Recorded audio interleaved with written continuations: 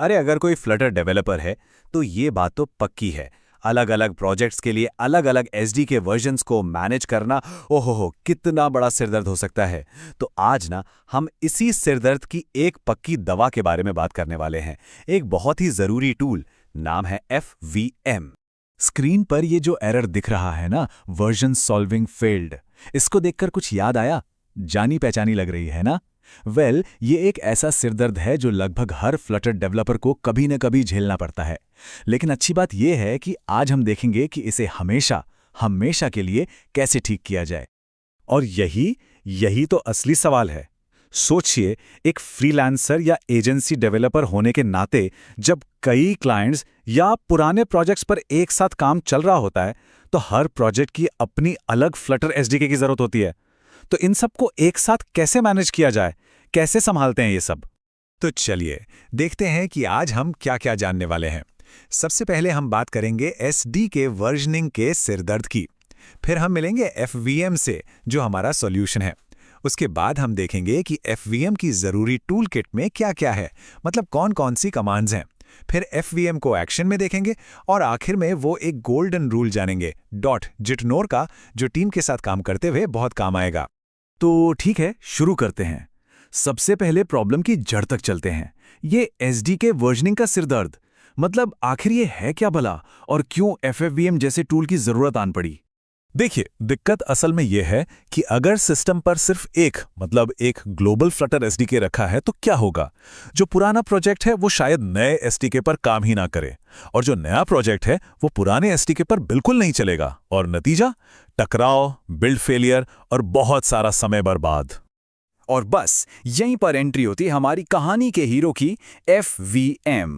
ये उस समस्या का, जिसकी हमने अभी बात की, एक बहुत ही सीधा और शानदार समाधान है। तो सवाल है, FVM आखिर है क्या? FVM मतलब फ्लटर वर्जन मैनेजर। ये एक बहुत ही सिंपल सा टूल है जो बस एक काम करता है। ये एक ही कंप्यूटर पर फ्लटर के कई अलग अलग वर्जन रखने की आजादी देता है, और सबसे अच्छी बात, हर प्रोजेक्ट के लिए उसका अपना वर्जन सेट किया जा सकता है। सिंपल। और इसको इंस्टॉल करना भी कोई मुश्किल काम नहीं है।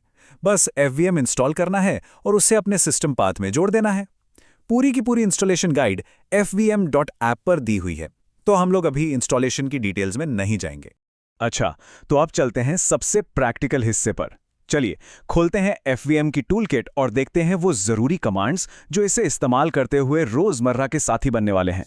तो ये है FVM की कमांड्स की लिस्ट। देखिए, इंस्टॉल और यूज, ये तो समझ लीजिए सबसे अच्छे दोस्त हैं।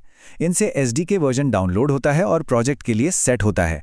फिर है लिस्ट, जिससे पता चलता है कि कौन कौन से वर्जन पहले से अपने पास हैं। रिलीजेस से ये मालूम चलता है कि फ्लटर के कौन कौन से नए वर्जन आ गए हैं। अच्छा, ग्लोबल से एक डिफ़ॉल्ट वर्जन सेट कर सकते हैं। रिमूव कमांड, जैसा नाम से ही जाहिर है, सफाई के लिए है, और डॉक्टर ये सब कुछ चेक करके बताता है कि भाई सब सही से काम कर रहा है या नहीं। और अब सबसे जरूरी नियम, इसको तो बिल्कुल नहीं भूलना है। किसी भी प्रोजेक्ट में जहां FVM यूज हो रहा है, हमेशा, आई रिपीट, हमेशा FVM फ्लटर या FVM डॉट ही लिखना है।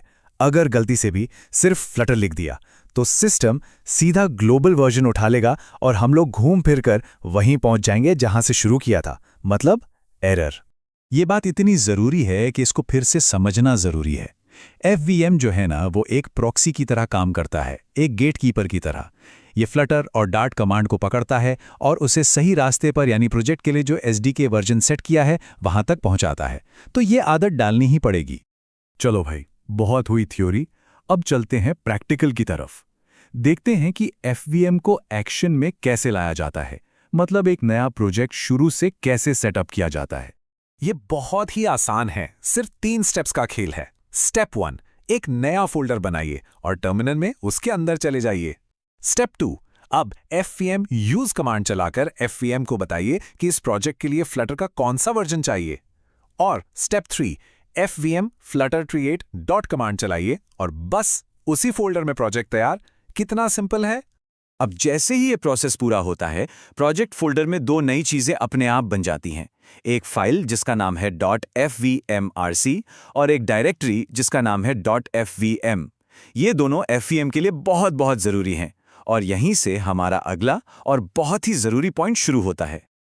और अब आ गए हम अपने आखिरी लेकिन शायद सबसे जरूरी सेक्शन पर, वो सुनहरा गिट इग्नोर नियम। ये एक ऐसी प्रो टिप है जो आगे चलकर टीम को और आपको दोनों को बहुत सारी परेशानियों से बचाएगी। ये स्लाइड एकदम क्रिस्टल क्लियर है। बाईं तरफ है .fvmrc फाइल, इसे हमेशा हमेशा गिट में कमिट करना है। और दाईं तरफ है .fvm/fluttersd के फोल्डर, इसे हमेशा .git ignore फाइल में डालना है, मतलब इसे कभी कमिट नहीं करना। अब सवाल उठता है कि ऐसा क्यों? देखिए, .fvmrc फाइल बस एक छोटी सी टेक्स्ट फाइल है। वो बस इतना बताती है कि हे, इस प्रोजेक्ट के लिए फ्लटर का फलाना फलाना वर्जन चाहिए। इससे पूरी टीम एक ही पेज पर, मतलब एक ही वर्जन पर रहती है। लेकिन जो .fvm/flutter_sdk फोल्डर है ना, वो असल में पूरा SDK नहीं है। वो तो बस एक शॉर्टकट है आपके अपने कंप्यूटर पर रखे SDK का। और ये शॉर्टकट का रास्ता तो हर किसी के कंप्यूटर पर अलग अलग होगा, है ना? तो अगर इसे कमिट कर दिया तो दूसरों का बिल्ड पक्का टूटेगा। तो कुल मिला के बात यह है कि FVM सिर्फ वर्जनिंग के सिरदर्द को ही खत्म नहीं करता, ये भी पक्का करता है कि पूरी की पूरी टीम और यहां तक कि जो ऑटोमेटेड बिल्ड सिस्टम होते हैं ना, वो सब भी हमेशा एक ही फ्लटर वर्जन पर काम करें। इससे प्रोजेक्ट में कंसिस्टेंसी बनी रहती है। तो जाते जाते एक सवाल छोड़ जाता हूं। जिस तरह FVM ने वर्जन मैनेजमेंट को हमेशा के लिए बदल दिया, ऐसा कौन सा एक टूल है जिसने डेवलपमेंट के तरीके को, वर्कफ्लो को पूरी तरह से बदल कर रख दिया हो? इस पर जरूर सोचिएगा, क्योंकि आखिर में सही टूल्स का इस्तेमाल करना ही तो स्मार्ट डेवलपमेंट की असली पहचान है।